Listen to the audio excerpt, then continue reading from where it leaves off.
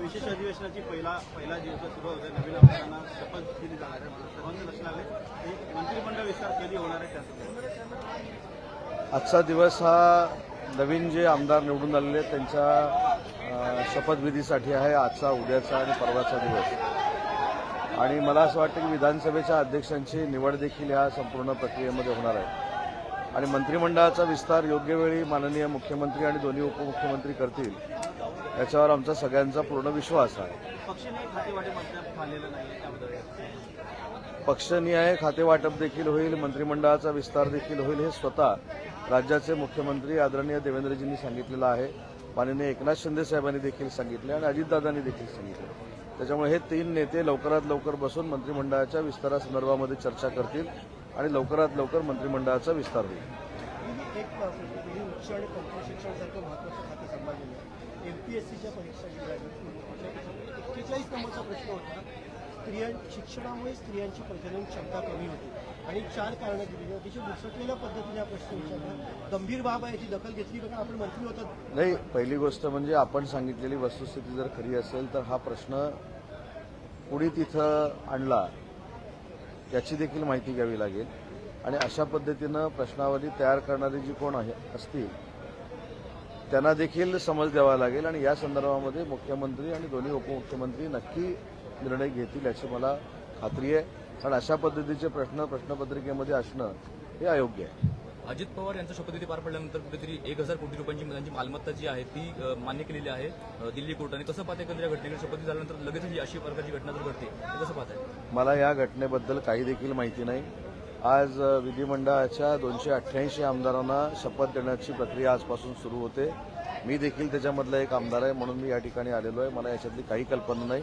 याची पूर्ण माहिती घेतल्यानंतरच बोलणं योग्य ठरणार आहे. त्याच्यामुळे मला त्या विषयाची माहिती नसताना बोलणं हे खरोखरच योग्य आहे. पण असं अनेक वेळेला दिसून येतंय की अनेकांना दिलासा मिळतोय, क्लीन चिट मिळत आहेत, आधी आरोप होत आहेत आणि त्यानंतर क्लीन चिट मिळते. त्याकडे तुम्ही कसं पाहताय? म्हणजे जरी आज मी फक्त महाराष्ट्राच्या जनतेनं जे आम्हाला महायुतीला मॅन्डेट दिलेलं आहे, आम्ही 234 पेक्षा जास्त आमदार विधिमंडळामध्ये महायुतीचे निवडून आलेलो आहोत आणि ते शपथ घेणार आहोत. या संदर्भातलीच मला माहिती आहे. त्याच्यामुळे अजितदादांच्या बाबतीतली काय नक्की माहिती आहे याची माहिती घ्यावी लागेल. मुख्यमंत्री देवेंद्र फडणवीस अधिवेशनात दिलं जाऊ शकतं का, ठरवलं जाऊ शकतं का? आणि पहिल्या महिला सभापती म्हणून नीलम गोरे त्यांना संधी मिळू शकते? मला याच्यातली काहीच कल्पना नाही. कारण हे सगळे अधिकार शिवसेनेच्या वतीनं आम्ही एकनाथ शिंदे साहेबांना दिलेले आहेत. त्याच्यामुळे एकनाथ शिंदे साहेब या बाबतीतला निर्णय घेतील. माननीय मुख्यमंत्री आणि दोन्ही उपमुख्यमंत्री एकत्र बसून महायुती म्हणून हे निर्णय घेणार आहेत, मित्रपक्षाला बरोबर घेऊन. त्याच्यामुळे हे सगळे निर्णय लवकरात लवकर होतील. मुख्यमंत्री देवेंद्र फडणवीस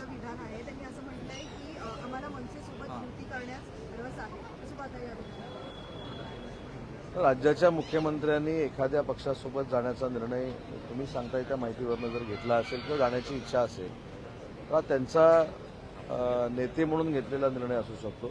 आम्ही शिवसेना म्हणून काम करतो. या बाबतीतला देखील निर्णय माननीय एकनाथ शिंदे साहेब हे राज्याचे उपमुख्यमंत्री आहेत, आमच्या शिवसेना पक्षाचे ते मुख्य नेते आहेत.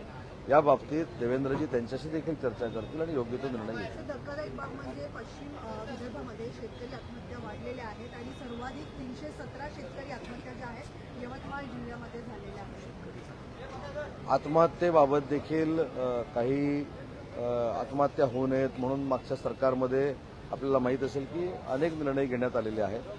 या सरकारमध्ये देखील आत्महत्यांचं प्रमाण कमी होऊन ह्या पूर्णपणे थांबाव्यात यासाठी आम्ही काम करू आणि अतिशय कायमस्वरूपी तोडगा या संदर्भातला शेतकऱ्यांच्या बाबतीमध्ये निघाला पाहिजे आणि तो कायमस्वरूपी तोडगा निघण्यासाठी आम्ही प्रयत्नशील राहू.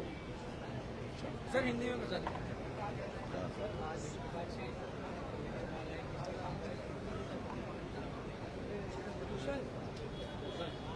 15 दिन पहले हमारी जो विधानसभा का जो चुनाव हुआ था उसमें जो चुन के आए 288 एमएलएज उनका ओथ सेरेमनी आज विधान भवन में है।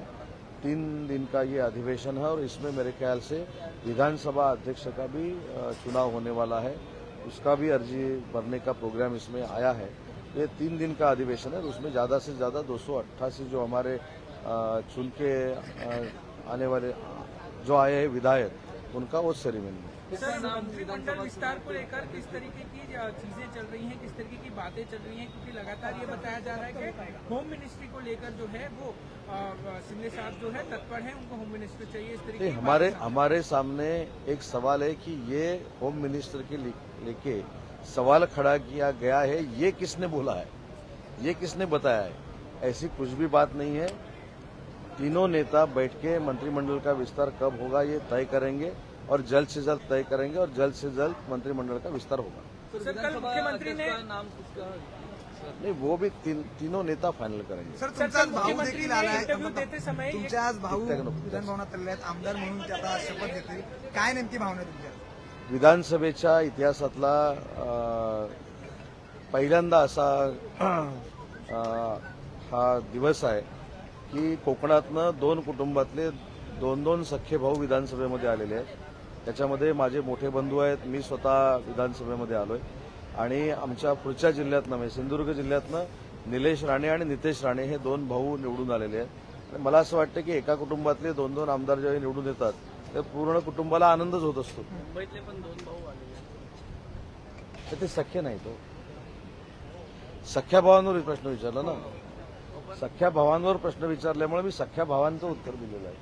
मुंबईतल्या 2 भावांबद्दल काय सांगाल? आदित्य हे मी काय सांगितलं की कुटुंबातले बघा, ते विरोधक जरी असले तरी ते देखील एका कुटुंबातले आहेत. आम्ही सख्खे भाऊ म्हणून एकत्र आलेलो आहोत. ते देखील कुटुंबातलेच आहेत, ते देखील मावस भाऊ आतेभाऊ असे आहेत. त्याच्यामुळे त्यांचं देखील अभिनंदन आहे ना.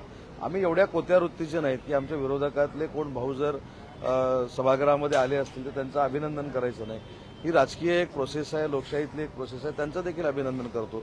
पण त्यांनी प्रश्न जो विचारलेला होता तो सख्या भावावर विचारलेला होता. उदय सर, किरण सामंत, उदय सामंत, नितेश राणे, निलेश राणे हा योगायोग आहे का एकत्रित जुळून आलेला? हा मतदारांनी जुळून आणलेला योगायोग आहे. कारण नितेशजी राणे तुम्ही बघत असाल, माझा मतदारसंघ, त्याच्यानंतर किरण भैयांचा मतदारसंघ आहे, त्याच्यानंतर नितेशजींचा मतदारसंघ आहे आणि त्याच्यानंतर निलेशजींचा मतदारसंघ आहे. हे सलग 4 मतदारसंघ जे आहेत त्या 4ही मतदारसंघातनं भाऊ निवडून आलेले आहेत.